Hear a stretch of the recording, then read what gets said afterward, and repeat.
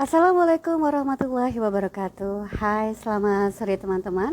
Alhamdulillah senang sekali hari ini saya Dr. Ida, psikiater dari Rumah Sakit Umum Daerah Wonosari dan Rumah Sakit PKU Muhammadiyah Wonosari Gunung Kidul, Yogyakarta.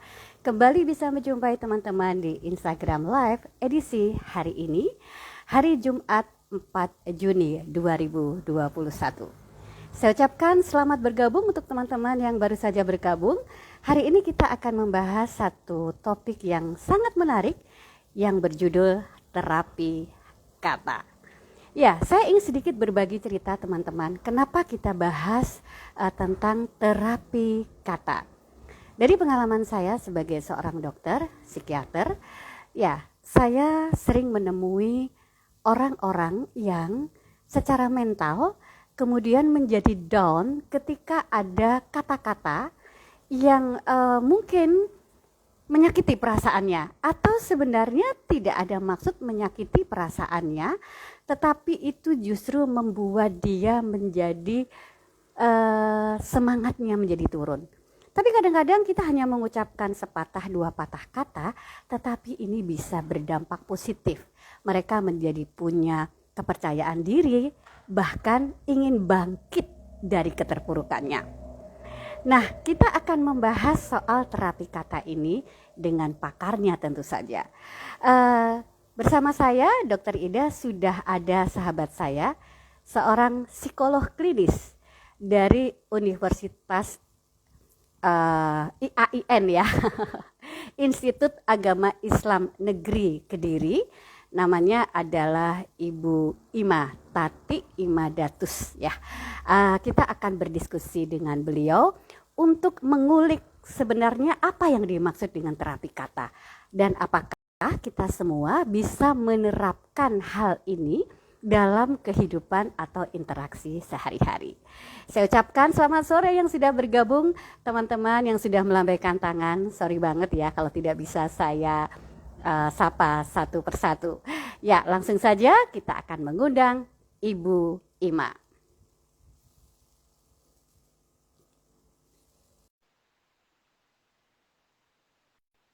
Teman-teman, saya ingin sedikit membagi kisah ya. Assalamualaikum Bu Ima. Waalaikumsalam warahmatullahi wabarakatuh. Selamat sore Ya, selamat semuanya. sore. Saya ingin sedikit membagi cerita pengalaman saya dalam praktek ya. Ada seorang bapak yang mengalami gangguan cemas karena dia pernah ada riwayat tensi tinggi.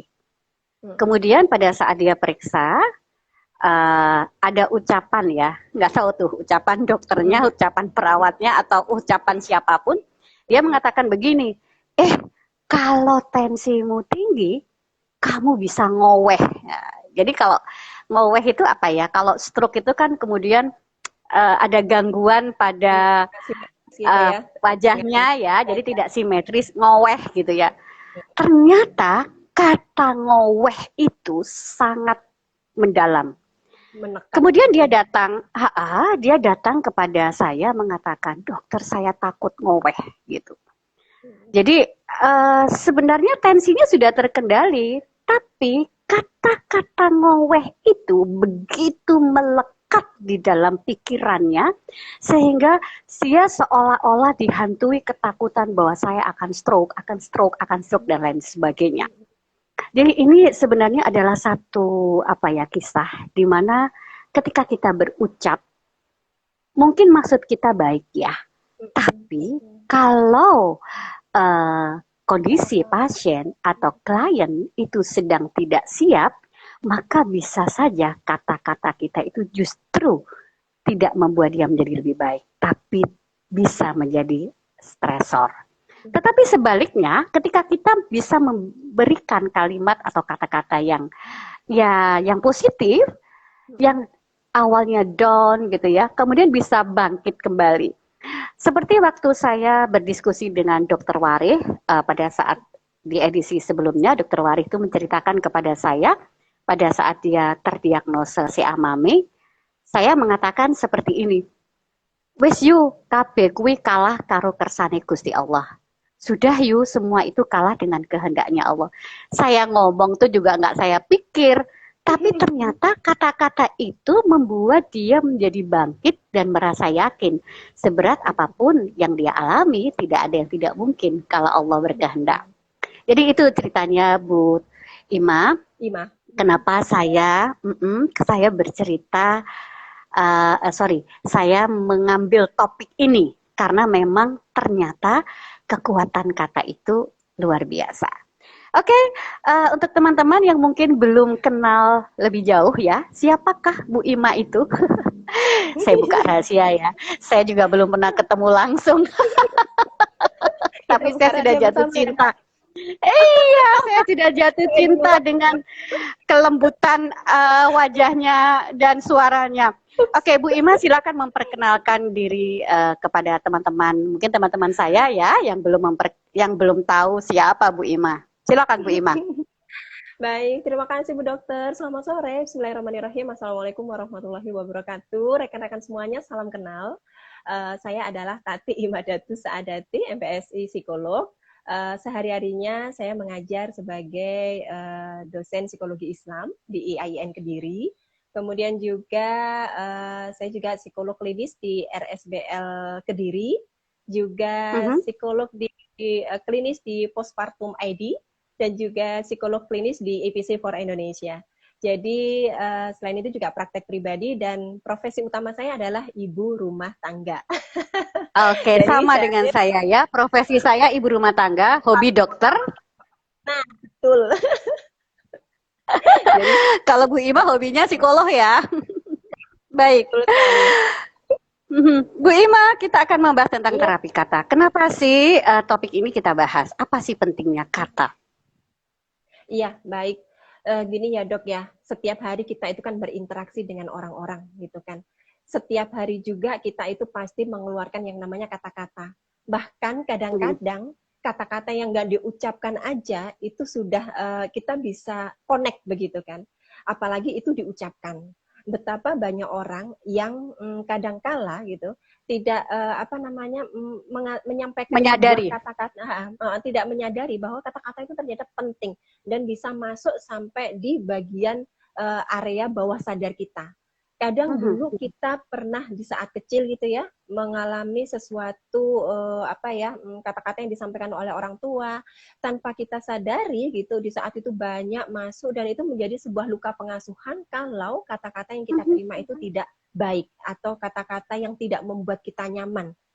Ada pula beberapa orang yang seperti dokter yang tanpa sengaja, tanpa juga menduga begitu, ternyata efek dari sebuah kata-kata yang tidak direncanakan itu ternyata bisa bikin semangat hidup orang itu bisa sangat naik begitu ya, sangat move on dan kemudian juga akhirnya sel-sel yang jahat di dalam tubuh itu kemudian kalah begitu ya dengan sel-sel yang baik karena semuanya itu dikarenakan betapa dahsyatnya kata-kata yang positif.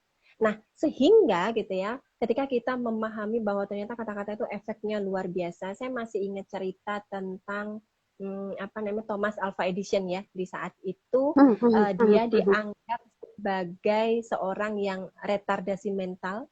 Ketika itu dia pulang ke rumah dan pada saat dia kecil nih, kemudian memberikan surat kepada ibunya dan karena dia tidak bisa membaca, dia minta dibacakan sama ibunya. Kemudian ibunya membacanya adalah dia mengatakan seperti ini pada si Thomas kecil gitu. Sayang, kamu adalah anak yang super. Tidak ada guru yang bisa memahami kelebihanmu sehingga hanya ibulah yang bisa mengajarimu di rumah. Jadi semangatlah nak, belajar bersama ibumu di rumah. Nah, ketika itu Thomas tidak lagi sekolah, kemudian juga dia menjalani kehidupan dengan ibunya, belajar semampunya, belajar sebisanya, tetapi penuh dengan semangat karena kata-kata yang positif tadi, sehingga kemudian dia semakin besar dan menjadi orang besar dan bermanfaat untuk seluruh orang sedunia ini, sampai pada suatu saat ibunya meninggal, dan pada saat meninggal itulah Thomas kemudian memiliki kepentingan untuk membuka tas di zaman lalu, tas kecilnya, dan menemukan sepucuk kertas yang dulu pernah dibacakan oleh ibunya. Dan ternyata apa kata-kata itu? Kata-kata itu ditulis di surat itu bahwa Thomas mengalami retardasi mental Thomas tidak bisa sekolah di sini dan dikeluarkan dari sekolah. Itulah kata-kata yang tertulis di kertas. Tetapi kemudian ibunya membahasakan bahwa, nak, kamu adalah anak yang memiliki kelebihan. Tidak ada guru yang bisa mengajarimu karena kamu terlampau punya kelebihan, jadi biarkan ibumu menjadi gurumu dan marilah kita semangat belajar di rumah. Kurang lebih begitu. Betapa Masya Allah, Masya Allah, Masya Allah. Betapa kata-kata seperti ini melekat sampai bawah sadar, memahami bahwa saya bukan mental retardasi, tidak ada kata-kata mental retardasi, tidak ada label negatif, tidak ada kata-kata yang menjatuhkan yang diucapkan oleh seorang ibu. Dan kita sama-sama tahu setiap ucapan, setiap kata adalah doa. Betapa ibunya mengucapkan itu setiap hari, berdoa, menyampaikan sesuatu yang positif. Berdoa tidak selalu pada saat kita beribadah ya, tapi sehari-hari ketika kita saling mendoakan, saling memberikan pujian yang positif, saling memberikan encouragement, mendorong, itu semuanya terekam dalam perilaku, dalam memori kita, dan membuat sistem limbik kita merasa bahagia, endorfinnya naik, serotoninnya naik, dopaminnya naik, begitu kan? Dan semua hormon-hormon itu membuat sel-sel tubuh kita menjadi lebih sehat, kortisol menurun, kemudian karena sistem limbiknya oke, prefrontal cortex kita juga jadi oke, mikirnya jadi bijak, keluar dari mulut kita, yang kemudian diterima oleh orang lain juga adalah sesuatu yang bijak, menyegarkan, menyenangkan, dan suportif. Jadi betapa dari satu contoh ini, satu kalimat, satu kata saja pada saat anak kecil itu bisa masuk di bawah sadar dan berefek sampai dewasa.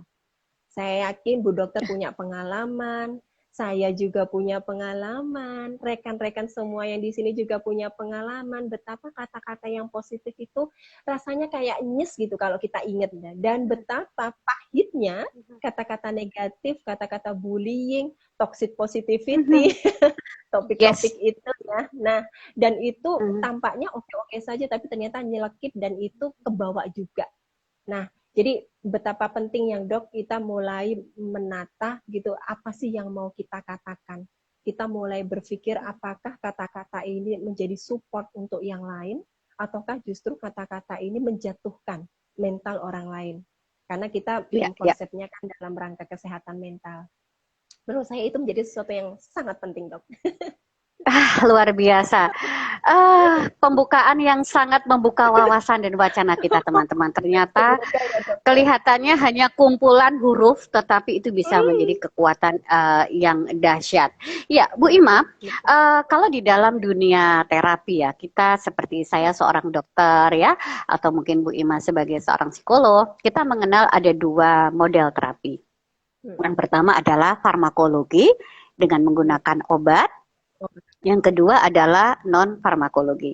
Sedikit saya berbagi, selama ini terutama kami para dokter kadang-kadang lupa bahwa ada terapi yang disebut sebagai non-farmakologi. Jadi ini tidak terbatas pada psikiatri aja ya, tapi mungkin juga bidang-bidang kedokteran yang lain. Sehingga kadang-kadang kita hanya berfokus pada sakitnya apa, obatnya apa. Jadi kayak tukang aja gitu ya. Oh, sakit kepala paracetamol gitu ya.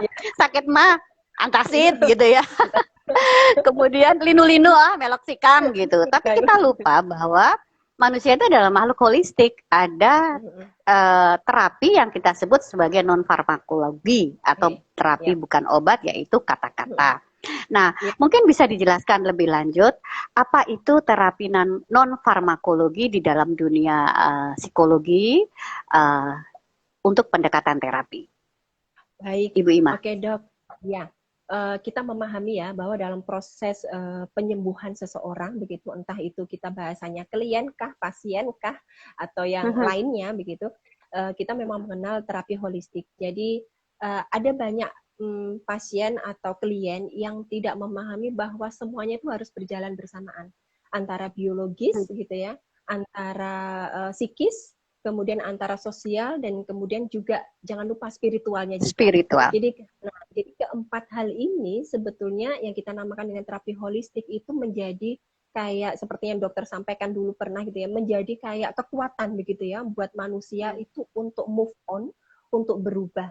ada kalanya kita lupa begitu kan, kita ngengkeng atau kuat di farmakoterapi, di obat-obatan, tapi kita lupa untuk berdoa minta disembuhkan begitu kan. Kadang-kala kita berdoa terus-terusan gitu ya, tapi kita lupa ikhtiar untuk datanglah ke profesional ahli. Kadang-kala kita perbaiki sistem gitu ya, tapi kita lupa melihat diri kita sendiri. Jadi psikis oke, tapi sosial nggak oke. Spiritual oke, tapi terapi tidak oke. Nah, ketika kemudian holistik ini kita bisa diusahakan semaksimal mungkin, kemungkinan besar chance untuk kesembuhan atau rehabilitasi seseorang itu akan lebih baik. Nah, seperti yang dokter sampaikan tadi, ada istilah non-farmakoterapi ya, atau non-farmakologi, berarti disinilah letak fungsi-fungsi kami nih gitu ya, yang tidak punya kompetensi, tidak punya surat izin untuk memberikan obat begitu ya. Maka kalau obat-obatan sudah, ampun, kita serahin ke dokter deh, karena kita nggak punya surat izin. Surat izin untuk melakukan itu. Tapi kita punya kompetensi seperti misalkan konseling, seperti misalkan psikoterapi, seperti misalkan juga bimbingan begitu ya. Jadi ketika ada psikoterapi, kita memahami psikoterapi ini adalah sebuah proses untuk menyembuhkan seseorang, di mana di dalamnya bisa mengandung tiga, bisa untuk preventif, bisa untuk juga reedukatif, kemudian juga rehabilitasi. Nah, ketika reedukatif ini biasanya kita akan memberikan beberapa psikoedukasi, kita akan memberikan beberapa pengetahuan entah pada kliennya, entah pada keluarganya, dan disitulah letak konseling itu ada. Jadi obat jalan, konseling jalan begitu ya. Kemudian setelah dirasa sembuh, dirasa nyaman, bagaimana caranya supaya tidak relapse lagi, kita juga ajari teknik-teknik untuk tetap resilience atau tetap bertahan. Maka fungsi psikoterapi menjadi bisa rehabilitasi begitu. Nah, di konseling inilah kita beradu kata. Oh, bukan beradu kata. Bermain kata. Kita punya style untuk mempermainkan kata, kita punya ilmu untuk membolak-balik kata atau memainkan kata ini supaya tujuannya apa, tapi disampaikan secara apa, dan kemudian bisa dipersepsikan secara apa juga, dan akhirnya hasilnya seperti apa. Misalkan nih, ya, ini saya kasih satu contoh nih. Mungkin teman-teman agak ada yang sensitif kali ya dengan contoh saya ini, mohon maaf gitu ya, karena ini mahasiswa. Jadi saya menjadi salah satu dosen pembimbing skripsi begitu di mahasiswa saya. Nah, grup-grup itu saya bagi menjadi angkatan 2014, 2015, 2016 gitu. Ketika saya memberikan pernyataan begitu ya pada grup yang paling tua yang sudah mendekati DO begitu. Tentunya kalau saya mau pakai kata-kata yang yang tegas dan nggak pikir panjang, itu kan tinggal saya bilang aja, kamu mau lulus nggak? Kalau lulus cepet gitu. Kalau nggak mau lulus ya udah nggak usah diurusin, urus aja yang lain. Misalkan kita mau pakai kata yang paling kasar gitu.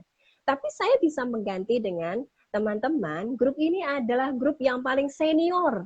Saya menggunakan kata-kata senior gitu. Yeah. Grup itu adalah grup yang paling senior untuk bimbingan skripsi saya gitu kan. Nah, bagi teman-teman siapa saja yang merasa gitu kan belum menyelesaikan atau merasa kurang perhatian dari saya sehingga teman-teman mengalami penurunan motivasi, ayo dong kita kejar sama-sama supaya gelar SPSI itu masih mau disandingkan dengan nama teman-teman. So, teman-teman gitu ya, yang masih gitu belum selesai, ayo kita kejar bareng-bareng. Saya masih ingin teman-teman itu namanya saya hapus dari grup ini dan saya pindahkan untuk saya undang di grup alumni sarjana psikologi. Nah, misalkan kata-kata seperti itu. sebetulnya sama ya maksudnya ya.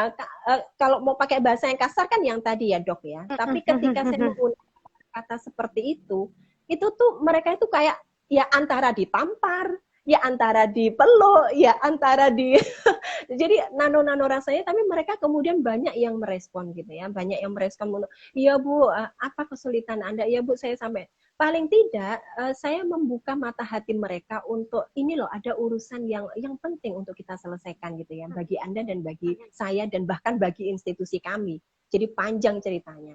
Nah, misalkan kayak seperti itu. Sebenarnya teknik kata-kata ini juga di dalam konseling, di 40 teknik konselor itu ada juga dinamakan sebagai teknik journaling. Jadi teknik journaling itu sebagai bagian dari teknik dalam pendekatan kognitif behavior begitu ya, bagaimana kognitif seseorang itu akan mempengaruhi perilaku seseorang.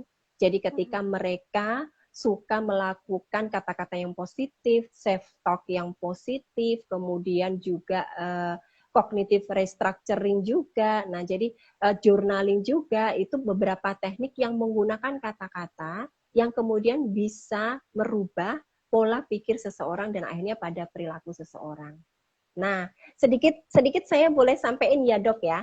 Saya punya buku ini, Dok.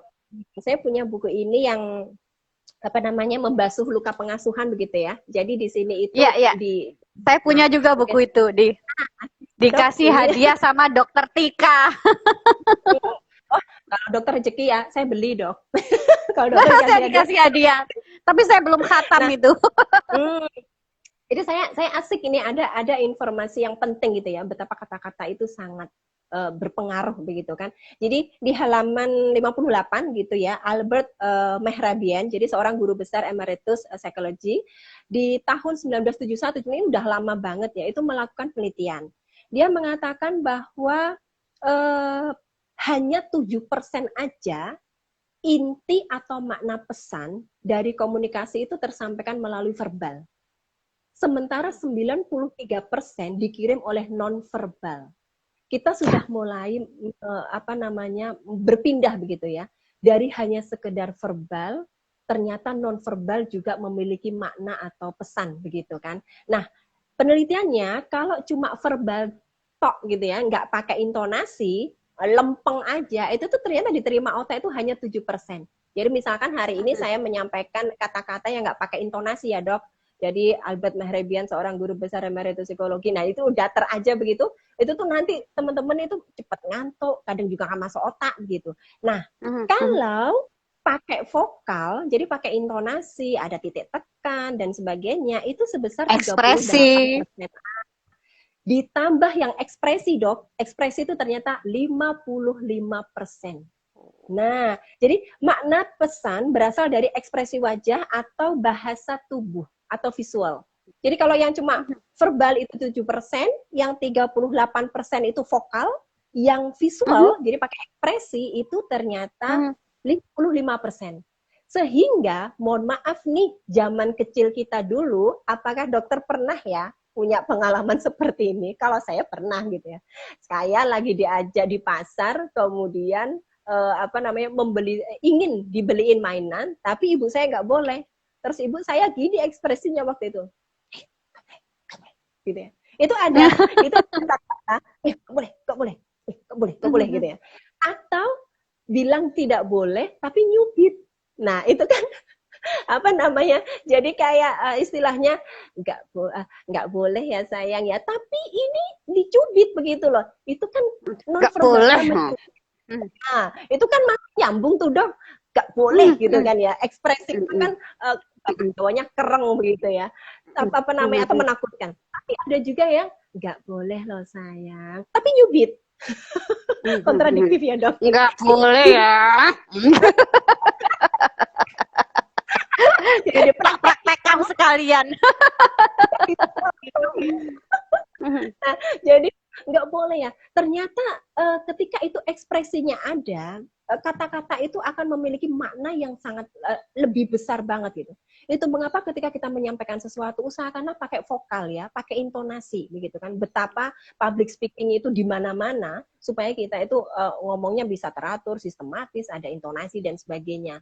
Kemudian ditambah dengan ekspresi. Makanya ketika panjenengan gitu yang berprofesi sebagai psikiater tentunya sangat hafal sekali mana nih ekspresi yang bohongin orang, mana nih ekspresi yang pura-pura. mana nih Hmm. ekspresi yang maling ngering dan sebagainya, tentunya kan Hmm. panjenengan akan jauh lebih hafal. Nah, sehingga ketika kata-kata ini di dalam psikofarmakologi ya, atau non psikofarmakologi atau non farmakoterapi begitu, disitulah letak konseling, betapa kita harus bermain dengan kata-kata, menggunakan kata-kata yang ini memiliki tujuan tertentu tapi tidak menyakitkan, disampaikan dengan tegas juga, dan disampaikan dengan ekspresi juga. Luar biasa. Wow, saya merasa mendapatkan apa ya? Saya seperti berada di ruang kuliah, dapat kuliah berapa SKS ini ya. Terima kasih Bu Ima, luar biasa dapat ilmu saya sampai terpana, berarti feeling saya itu benar bahwa Bu Ima itu memang memiliki apa ya? Kompetensi yang luar biasa yang saya juga ingin sekali belajar dari Ibu ya. Tapi mungkin saya tambahkan sedikit Bu Ima, bagaimana kemudian kata-kata itu bermain ya. Mungkin teman-teman juga saya kira tidak semuanya dari psikologi, dari kesehatan, kemudian juga ada masyarakat awam ya. Bagaimana sebenarnya kata-kata itu memiliki kekuatan. Jadi teman-teman, di otak kita itu ada sistem yang mengatur emosi, namanya sistem limbik. Kemudian ada satu bagian otak yang fungsinya adalah lebih semacam alarm naluri. Ketika ada ancaman, dia akan bereaksi fight atau flight. Kemudian ada bagian otak lagi yang di depan yang kita sebut sebagai prefrontal cortex atau PFC. Nah, ketika kita mengatakan kata-kata yang negatif, baik itu verbal maupun non-verbal. Jadi kalau verbal itu biasanya berupa lisan atau tulisan. Kalau non-verbal itu bisa intonasi, bisa ekspresi, bisa gestur gitu ya. Sesuatu yang sifatnya ancaman ini akan membangunkan alarm amigdala. Sehingga reaksi kita pada satu kata-kata negatif itu, kalau tidak fight, ya flight. Artinya melawan.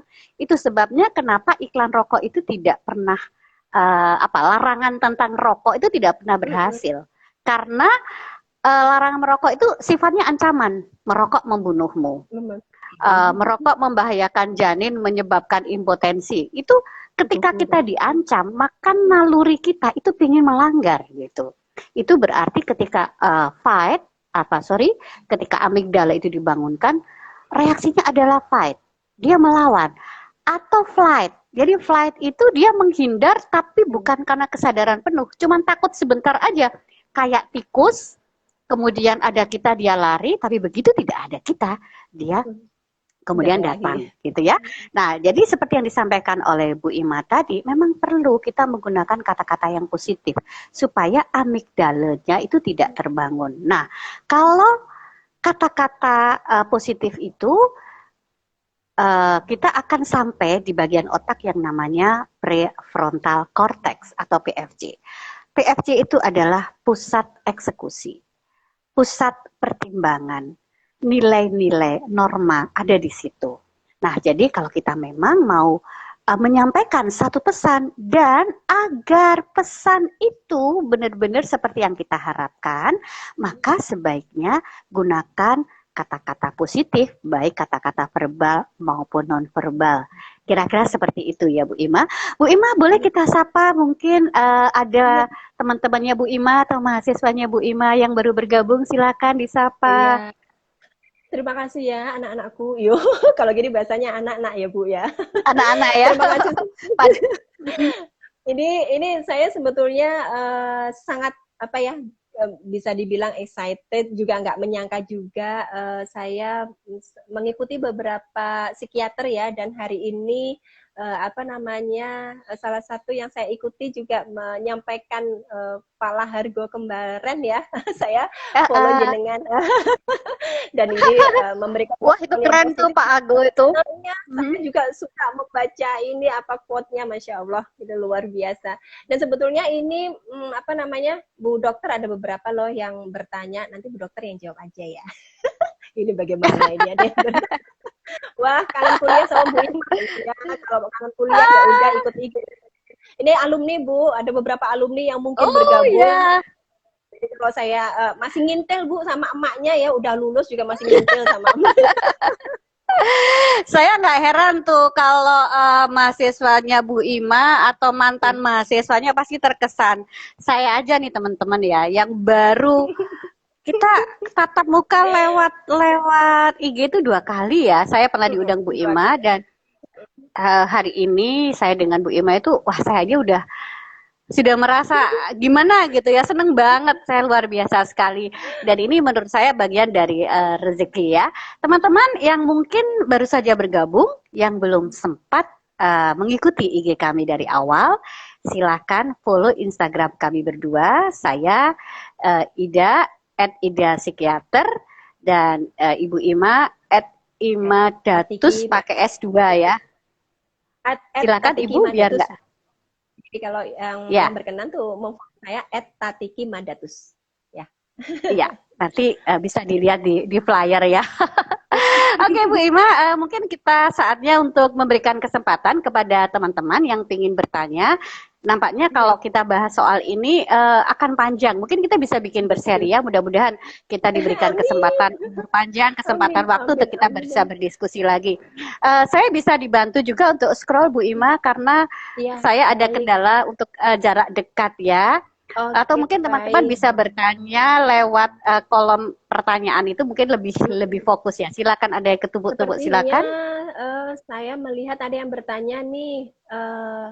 Assalamualaikum, dari Dokter Denta Aji. Kalau bahasa kalbu gimana Bu? Gitu ya. Kalau bahasa kalbu gimana Bu? Aduh Bu Dokter. Ini Pak Dokter, ini namanya Dokter Denta, ini dokter hit di Gunung Kidul, pintar nyanyi gitu ya. Wow, gitu ya. Nah, iya. Ini yang jawab siapa ya? Ya Dok ya. Jenengan apa saya? Bu Ima, kan Bu Ima bintang tamu saya. Nanti kalau ada yang perlu saya tambahkan, saya tambahkan. Ya, silakan. Siap. Oke, baik. Mengenai sebenarnya kita mendefinisikan bahasa kalbu itu apa dulu gitu ya. Bahasa kalbu itu apakah dianggap bahasa hati ataukah dianggap apa ya, pemikiran ataukah positive thinking ataukah apa gitu ya, mewakili dari bahasa kalbu. Mungkin kalau Pak Dokter yang paling apa Dok, paling hits yang paling hits gitu ya, bisa menambahkan gitu.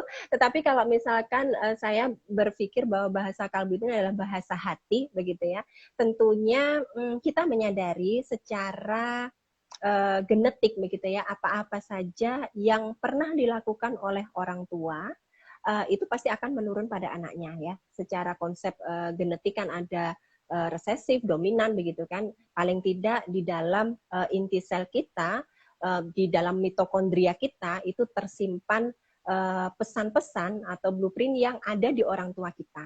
Nah, menurut salah satu penelitian begitu, ketika seorang ibu memiliki anak, maka jadi kayak gini Dok, saya memulainya dari bahwa kita itu punya sistem energi di tubuh begitu, kita punya sistem bioseluler untuk sistem organ sel, dan kita punya sistem bioplasmik untuk sistem energi kita, atau orang bilang sistem cakra. Nah, pada saat seorang ibu memiliki anak, maka sinyal yang ada di dalam sistem energi itu tiga kali lipat lebih banyak begitu ya daripada orang lain. Secara otomatis itulah yang membuat apa-apa saja kalau yang itu dirasakan oleh ibu, dirasakan oleh ibu utamanya atau orang tua, itu tuh cepet kayak kayak kita bisa deteksi gitu loh. Wah, sepertinya betul. saya dapat tumus kalau orang Jawa itu bilangnya. Itu tumus atau apa ya, bahasa Indonesia nyambung, apa sih, nyambung, iya gitu ya. Connect gitu kan. Jadi itulah yang terjadi gitu kan.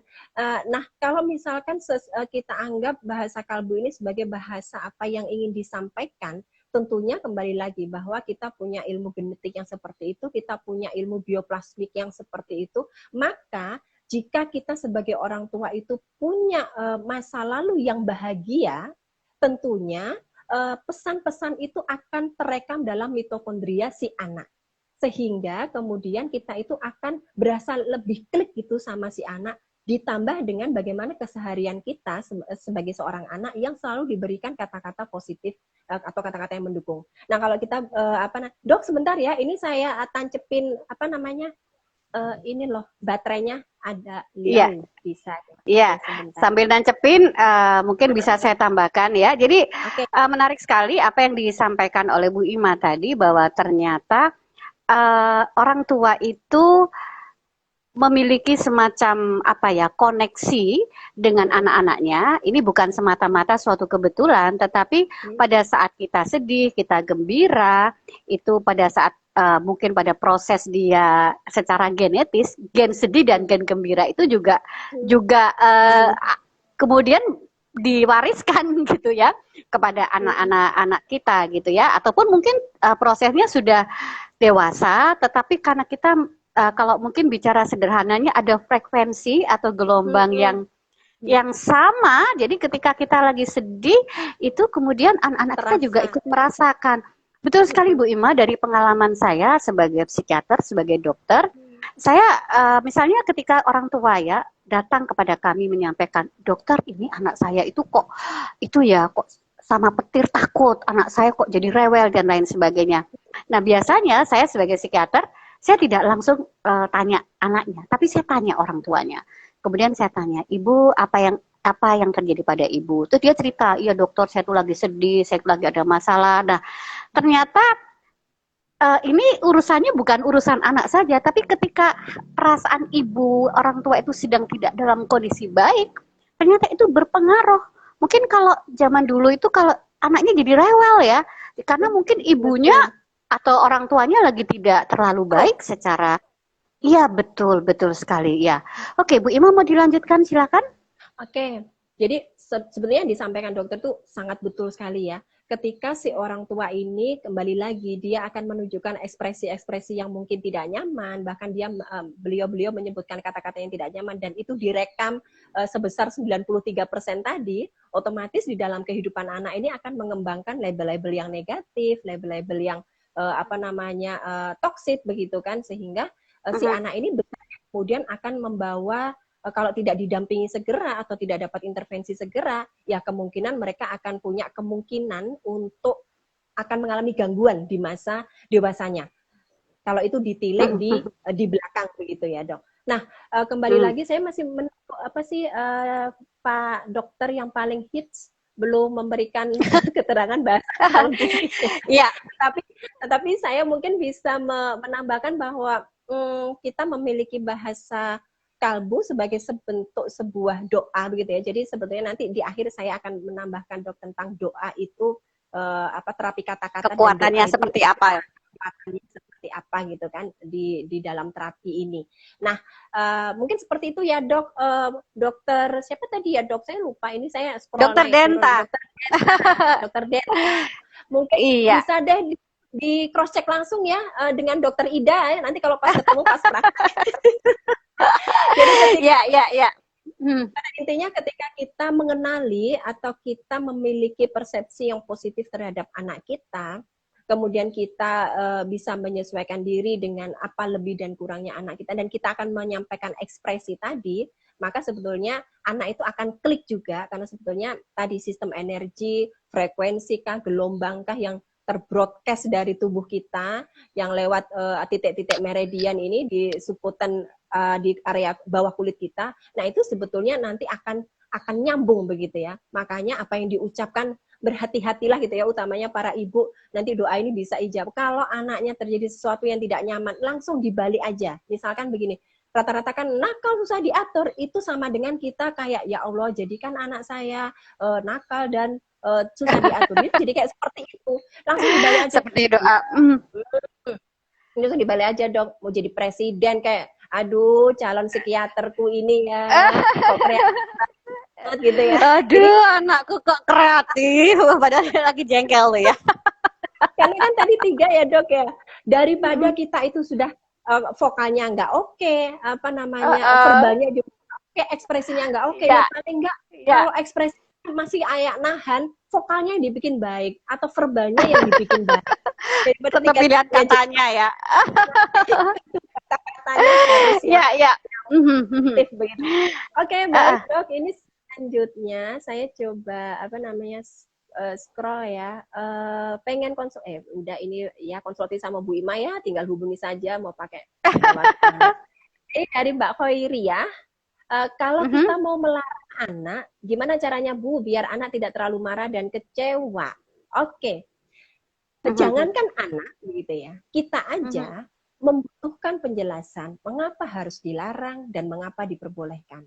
Itu juga perlu diberikan pada anak. Sekalipun mereka belum memahami secara pemikiran abstrak. Yakinilah bahwa apa-apa saja yang disampaikan itu terekam dalam memori.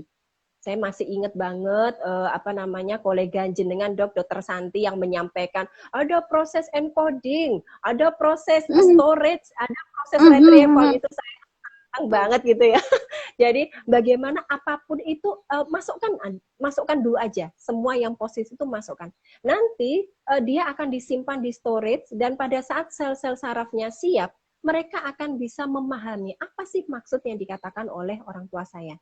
Daripada tidak dimasukkan sama sekali, giliran suatu saat dia harus menggunakan kebijakan dalam hidupnya, dia tidak pernah punya input sama sekali. So, ketika teman-teman memiliki anak yang yang ya sedang kreatif begitu ya, kita bisa sampaikan dengan kata-kata yang positif. Banyak kok, misalkan jangan itu diganti dengan ayo, misalkan jangan lari, ayo jalan aja. Nah itu kan sebetulnya cuma permainan kata-kata begitu kan. Kemudian juga kamu ini nggak bisa diatur. Nah kita bisa diganti dengan ayo belajar bisa disiplin sama bunda. Nah itu kan sebetulnya hanya permainan kata-kata aja, tapi efeknya beda di bawah sadar kita. Efeknya juga beda di sistem limbik kita. Kayak Bu Dokter tadi bilang, kalau anak dibilang kamu tuh susah sekali sih ngertiin ibu, kamu tuh nggak pernah ngertiin ibu gitu ya. Maka nanti kan bisa ini ibu mau tak tinggal kabur atau aku mau tampar ibu aja nih kalau misalkan ekstrim banget begitu ya karena saking jengkelnya dengan kata-kata ibu yang selalu negatif misalkan. Atau sebaliknya kita bisa pakai kata yang kedua begitu. Ayolah sayang, coba yuk kita sama-sama belajar yuk, ibu juga belajar jadi orang tua supaya nggak ngeselin kamu. Ayo kasih tahu ibu, kamu juga belajar yuk supaya kamu bisa belajar untuk bahagiain ibu. Yuk kita bareng-bareng yuk. Nah sebetulnya itu dibangun sejak dini. Jadi apapun itu gunakan sebab akibat. Dan kalau merasa kecewa atau merasa marah, seperti yang disampaikan oleh dokter, saya lihat IG-nya, dokter, siapa tadi dok yang dari Bali dok? Saya sudah sebut loh tadi, dokter, kok lembaran sih? Itu sih dok, Masya Allah. Ini sorry teman-teman, memang banyak yang komentar, jadi ketumpuk-tumpuk, maaf ya. Mengatakan bahwa gunakan pakai I message. Jadi saya merasa sama si anak ini karena apa? Jadi titik poinnya itu ke kita, gitu. Titik poinnya ke diri kita. Nah, kalau misalkan titik poinnya ke anak, itu nanti kita jadi bilangnya gini, kamu ini kok. Nah, itu nanti titik poinnya ke anak. Kalau titik poinnya anak itu sama kayak kita diserang. Akhirnya sistem limbiknya tadi pilih dengerin betul, gitu kan. Tapi kalau diganti dengan message ya, bunda itu merasa sedih loh kalau adik itu maemnya nggak teratur. Nanti bunda khawatir kalau adik nanti sakit mah atau pencernaannya terganggu atau apa begitu. Dengan begitu si penerima itu akan berpikir, oh jadi aku itu dikhawatirin ya. Oh jadi aku tuh disayangin ya sama orang. Oh jadi aku tuh jadi bagian yang dipikirin ya sama orang tuaku. Dan itu sungguh meaningful begitu kan bagi si anak. Nah itu salah satu contohnya. Sampaikan saja apa Mbak Khoir ya si putranya. Kalau itu tidak boleh, kenapa kok tidak boleh? Dan diusahakan untuk bisa memakai kata-kata yang positif. Adek, kalau nanti mainnya sampai sore, ibu nanti khawatir kalau adek nanti sakit, kena angin malam dan sebagainya. Kita bisa sampai kayaknya ini sesuatu yang opo yo ngerti deh gitu, apa ya paham. Jangan khawatir, sel-selnya akan menyimpan sebagai sebuah memori. Nanti pada saat dia usia 7 tahun, pada saat pola pemikirannya sudah mulai bisa operasional konkret, bahkan nanti di 12 tahun bisa operasional formal, dia akan paham, oh berarti ibuku itu sayang ya, khawatir kalau aku maksudnya seperti ini. Nah, iya. Keren banget. Ya, teman-teman, kayaknya asik ya. Saya saja terpana nih. Saya bayangkan teman-teman juga terpana. Ini IG Live yang ringan buat saya. Kenapa ringan? Karena saya jadi tidak terlalu berpikir, saya ikut mendengar. Dan saya seperti apa ya? Ya tugas saya menjadi lebih ringan saja karena Bu Ima sudah memberikan penjelasan yang sangat gamblang. Jadi kalau boleh sedikit saya garis bawahi ya, sebenarnya bukan kata-kata yang dikontrol, tapi warna pikiran kita yang dikontrol. Betul. Karena sebenarnya ucapan ataupun baik verbal maupun non verbal itu buah pikiran kita. Kalau pikiran kita sudah negatif, maka apa yang kita katakan, apa yang kita ucapkan itu juga akan negatif. Karena pada dasarnya semua manusia itu sama, tidak suka diperintah, tidak suka dikritik, gitu ya. Kemudian tidak suka dilarang, ya. Semua orang suka dipuji, semua orang suka didukung. Nah, ketika kita melanggar pakem-pakem ini, maka kemungkinan besar kata-kata yang kita ucapkan tidak akan sampai seperti yang kita harapkan. Di situ teman-teman sebenarnya kekuatan dari terapi kata. Bu Ima, kita sudah sampai di kita ngobrol nih udah 40 menitan ya, nggak kerasa ya, sudah hampir ya, sebentar lagi kita mau disemprit sama Instagram karena Instagram tuh nggak boleh lebih dari 1 jam gitu ya. Mungkin sedikit ya kita akan mengkonklusikan jadi poin-poin apa yang sudah kita bahas pada kesempatan hari ini. Namun sebelum saya berikan sedikit kesimpulan, mungkin Bu Ima mau menyampaikan semacam tips ya. Karena begini, tadi ketika kita mendengar apa yang disampaikan Bu Ima, oke, kita berterima kasih ada satu wawasan. Tapi bisa loh kita jadi sedih, aduh saya sudah terlanjur seperti ini, saya begini, bagaimana ke depannya? Padahal saya dulu sudah pernah melakukan seperti itu. Itu yang kami minta ya. Yang kedua, tidak semua orang itu bisa memilih kata-kata atau berkata-kata yang baik. Karena kalimat kata itu juga suatu skill ya, bukan sesuatu yang otomatis ya. Kadang orang juga harus belajar seperti itu. Nah, 2 poin itu yang saya ingin tanyakan di akhir pembicaraan kita. Baik, Dok, mungkin sebelum kita ke konklusi ya, sekaligus juga menjawab atau memberikan tips begitu kan. Yang pertama, apakah ketika kita sudah pernah melakukan kesalahan begitu dengan mengucapkan kata-kata yang toksik mungkin untuk orang lain atau bahkan kita menerima, sebetulnya tidak ada kata terlambat untuk memulai pemaafan. Nah, jadi topiknya jadi pemaafan begitu ya. Nah, kita pakai logika yang mudah aja ya Dok. Ada secangkir kopi yang berwarna hitam, katakanlah itu isinya adalah toksit statement gitu ya, atau kata-kata yang sangat tidak nyaman di telinga kita. Tapi kemudian diguyur dengan air segar, diguyur dengan kata-kata motivasional, diguyur dengan kata-kata asertif. Kemudian lama-lama si kopi ini jadi pudar, dan pada akhirnya bening, celing, begitu kan. Tentunya kita juga punya mekanisme yang sama di dalam emosi kita.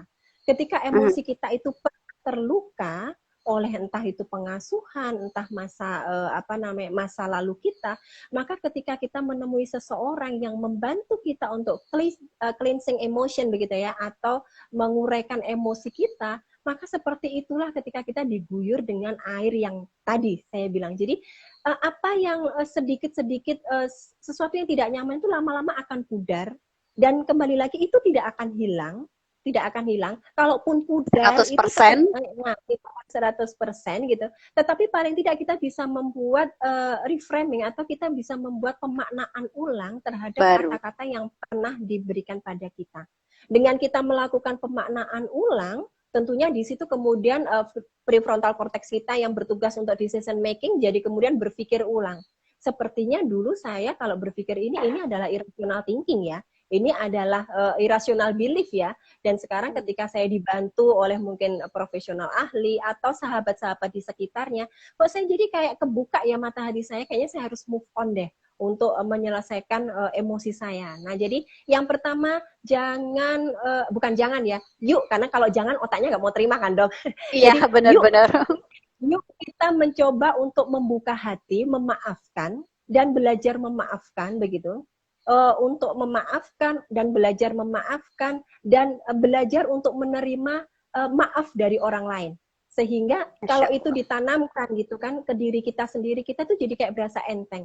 Ini kalau mau dirunut lagi ke belakang atau ke belakang, dirunut lagi ke atas lagi, uh, kalau misalnya kita mau pakai kata-kata yang biasanya di akhir ya setelah orang itu sudah move on ya, hidup ini uh, kita mau cari apa sih gitu ya di hidup ini, masa kita mau cari musuh, kita kayak kita kan mau kumpulin pahala, tapi itu diucapkan nanti ketika dia sudah acceptance dengan dirinya. Tapi kalau fasenya masih denial dikasih seperti itu, jatuhnya toxic kan nanti dok. Iya, Jadi iya, iya, iya, kita benar. lihat dulu. Nah, itu yang pertama. Yang kedua, Dok, saya ambil dari buku ini ya. Jadi saya punya buku yang asik juga nih, Kebutuhan Spiritual yang dibikin oleh para perawat begitu. Jadi di situ tuh dituliskan ada terapi spiritual doa, dan doa itu ternyata ada singkatannya loh. Doa itu adalah direction, kemudian juga obedience, kemudian juga acceptance. Dari tiga inilah yang membuat bahwa setiap ucapan itu adalah kata dan kata itu adalah doa. Ternyata doa sendiri itu mengandung tiga hal. Yang pertama, direction, meminta dengan niat yang jelas. So jangan, bukan jangan lagi, kalau jangan dihilangin ya. Yuk kita Sebaiknya, sebaiknya kita cek niat kita di setiap kita mau melakukan sesuatu apapun. Cek, jangan-jangan niatnya masih buruk. Kalau sudah niatnya buruk, ya otomatis begitu kan. Kalaupun hasilnya tampak baik-baik saja, tetap aja malaikat akan mencatat begitu ya bahwa itu adalah niatannya buruk. Jadi direction, meminta dengan niat dengan jelas. Jadi kejelasan niat dalam berdoa sangat penting karena di situ akan mengarahkan apa yang kita minta. Itu yang pertama. Yang kedua, obedience, yakin dalam hati dan meyakinkan hati bahwa doa itu terkabul. Jadi kalau kita akan mengucapkan sesuatu, kita fokus di keyakinan harus kita. yakin ya. Harus yakin. Makanya kalau misalkan kita sholat juga harus yakin. Berdoa itu kan Allah sesuai dengan prasangka hambanya ya. Kalau Betul, kita aja betul, udah, betul sekali. kalau kita udah Ragu-ragu. seudon sama Allah gitu kan, seudon sama Tuhan. Nah, bagaimana nih mau dikabulkan? Wong kita aja sudah ragu. Ya. Kayak kita mau minta sesuatu ke orang mundur gitu kan, orang yang mau memberikan juga ini betul, enggak sih betul, mintanya betul. gitu kan. Obedience itu jadi do ya, masih D dan O. Kemudian A yaitu acceptance. Jadi itu dikatakan di bukunya bersyukur. Nah, jadi di sini gratitude-nya sudah ada ya. Dan menerima perasaan terkabulnya doa.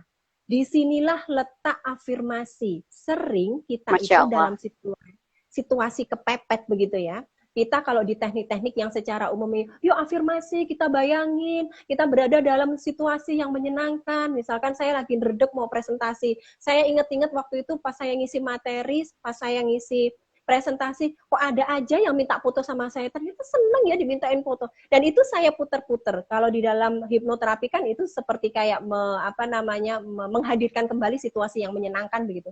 Dan ternyata di dalam konsep doa ini, disitulah ada acceptance. Jadi menerima dan membayangkan bahwa ini terkabul, ini bahagia. Semakin kita menarik sesuatu yang bahagia, insya Allah kebahagiaan itu juga akan segera datang begitu. Dan ketika kita positif dalam berkata-kata, maka kebaikan itu akan menyertai kita dan insya Allah akan lebih bermanfaat untuk semuanya. Kayaknya itu closing statement-nya. Wow, luar biasa sekali. Saya hari ini juga mendapat pencerahan. Jadi tidak perlu pakai krim pencerah. Teman-teman, saya yakin teman-teman sependapat dengan saya bahwa diskusi kita ini sangat menarik. Kita semua mendapatkan satu pemahaman baru ya. Jadi bahwa di dalam hidup ini memang tidak ada sesuatu yang tidak terkait satu sama lain. Betapa ternyata kekuatan kata itu memiliki energi yang luar biasa. Karena itu memang sebelum berkata-kata kita memang harus selalu berpikir ulang tentang kata-kata yang akan kita ucapkan ya. Ini ada satu juga singkatan tentang ini ya, saya buka dulu tadi sudah ya. Jadi sebelum kita berbicara ya, jadi di situ ada before talk gitu ya. Jadi kalau itu ada, nah, bentar ya. Jadi gini kata-katanya. Before you speak, think. Jadi think itu ada singkatannya juga. THINK. Before you speak, think. Is it true? Is it helpful? Is it inspiring? Is it necessary? Is it kind? Jadi kalau memang bicara itu tidak ada kebaikan, manfaat, atau mungkin ada kebaikan, manfaat, tapi bukan sesuatu yang benar, pikir ulang. Think Lidahmu, ya, lidahmu, tanganmu, pikiranmu adalah doamu. Terima kasih. Masya Allah. Bu Ima, Masya Allah, luar biasa, senang sekali saya bisa bersama-sama dengan Bu Ima. Terima kasih teman-teman yang sampai awal, sampai akhir tetap bertahan. Ini yang ikut tidak makin turun pesertanya, tapi makin naik dan mereka bertahan dari awal sampai akhir. Dan mungkin teman-teman yang belum sempat mengikuti IG Live kita hari ini, silahkan nanti follow Instagram kami @ideapsikiater. Bu Ima, silahkan disampaikan Instagramnya. @tatiki_madatus. Jangan lupa Ya. follow ya. Follow lah. Kita akan ya karena kita tujuannya memang Instagram kami itu untuk edukasi ya. Jadi mudah-mudahan ini manfaat, nggak rugi deh kalau follow kita. Mudah-mudahan ini bukan yang pertama dan yang terakhir ya, Bu Ima. Saya mengucapkan terima kasih atas waktunya. Saya senang sekali bisa berkenalan dengan Ibu dan energi positifnya saya rasakan hari ini, dan saya akan mengenang peristiwa ini agar selalu bisa meningkatkan endorfin saya gitu ya. Teman-teman, jangan lupa kita akan terus bersama di kesempatan yang lain. Saya mohon maaf kalau ada salah-salah kata. Mudah-mudahan hari ini dan seterusnya kita menjadi lebih baik. Terima kasih. Amin. Sudah bersama kami. Wassalamualaikum warahmatullahi wabarakatuh. Terima kasih Bu Ima. Sampai ketemu. Waalaikumsalam warahmatullahi wabarakatuh. Terima kasih teman-teman. Salam bahagia selalu. Sampai jumpa. Ya.